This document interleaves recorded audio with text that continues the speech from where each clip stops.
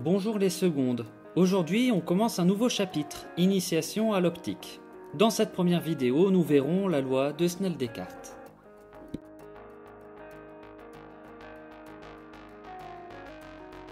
Lorsqu'elle passe d'un milieu à un autre, la lumière est réfractée. Sa direction de propagation change. C'est ce phénomène qui est à l'origine des déformations apparentes que l'on constate lorsque l'on regarde un objet plongé dans l'eau.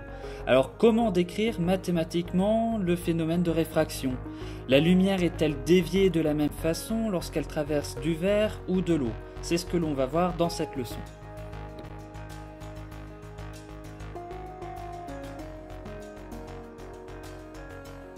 Depuis près de 2000 ans, des savants se sont penchés sur le phénomène de réfraction.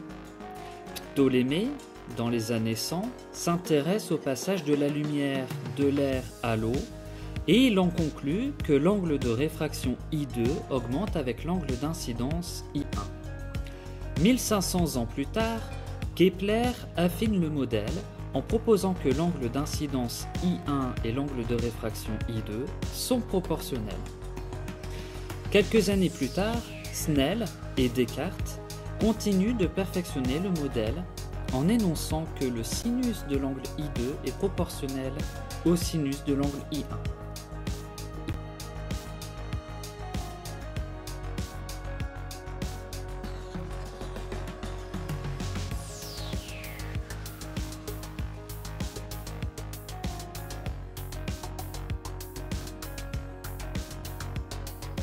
De nos jours, le modèle de la réfraction repose sur la loi suivante, appelée loi de Snell-Descartes. N1 fois le sinus de l'angle I1 est égal à N2 fois le sinus de l'angle I2. N1 et N2 étant les indices de réfraction des milieux 1 et 2. Par exemple, pour l'air, l'indice de réfraction N est égal à 1. Alors, comment avons-nous abouti à cette loi mathématique ? Eh bien, cette loi est le résultat d'une expérience qui consiste à envoyer un faisceau lumineux sur un demi-cylindre de plexiglas ou de verre. On observe alors une déviation de ce faisceau lumineux. On mesure ensuite les angles I1 et I2 à l'aide d'un rapporteur. Ici, I1 vaut 30 degrés et I2 20 degrés. En répétant cette expérience plusieurs fois, pour des valeurs différentes de I1, on obtient un tableau de valeurs. On se rend facilement compte que I1 et I2 ne sont pas proportionnels, bien que I2 augmente lorsque I1 augmente. En revanche, en calculant les sinus de I1 et de I2, on se rend compte que le sinus de l'angle I2 est proportionnel au sinus de l'angle I1, car le graphique obtenu est une droite passant par l'origine.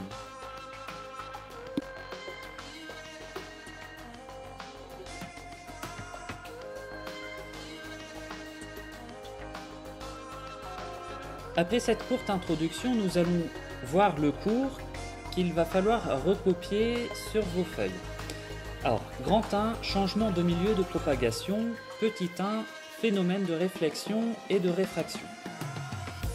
La lumière se propage en ligne droite, dans un milieu homogène et transparent. Cependant, lorsqu'elle change de milieu de propagation, par exemple du passage de l'air à l'eau, la lumière peut subir deux phénomènes. Une réflexion, c'est-à-dire que le rayon repart dans le milieu initial, ou une réfraction. Et dans ce cas, on a un changement de direction de propagation. La lumière, elle est déviée. La surface de séparation entre deux milieux est appelée dioptre. Le rayon arrivant sur le dioptre est appelé rayon incident. Celui qui subit la réflexion est le rayon réfléchi. Et le rayon qui subit la réfraction est le rayon réfracté.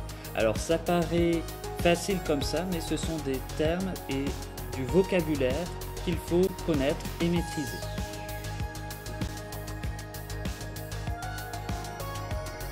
Petit 2, les lois du modèle de la réfraction et de la réflexion. On appelle angle d'incidence I1 l'angle formé par le rayon incident et la normale au dioptre.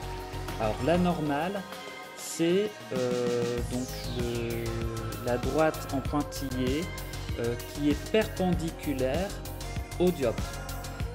Et une droite perpendiculaire, on dit qu'elle est normale. C'est pour ça qu'on appelle ça la normale au dioptre.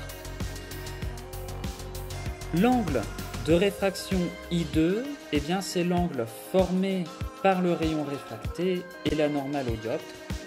Et enfin, on a l'angle de réflexion R, qui est l'angle formé par le rayon réfléchi et la normale.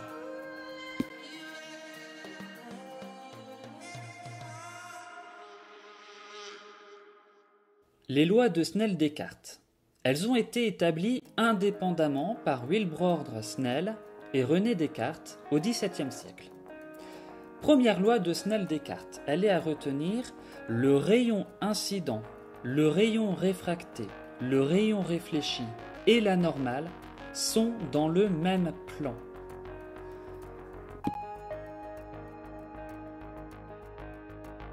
Deuxième loi de Snell-Descartes, c'est la plus importante.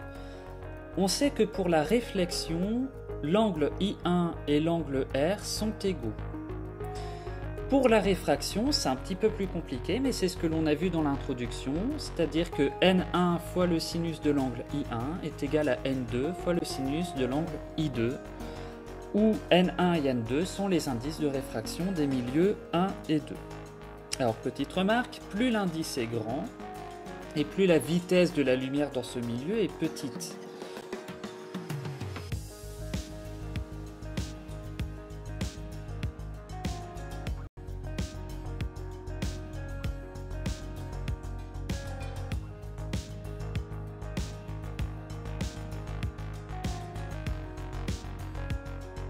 La leçon d'aujourd'hui est terminée, nous verrons la semaine prochaine la dispersion de la lumière par un prisme.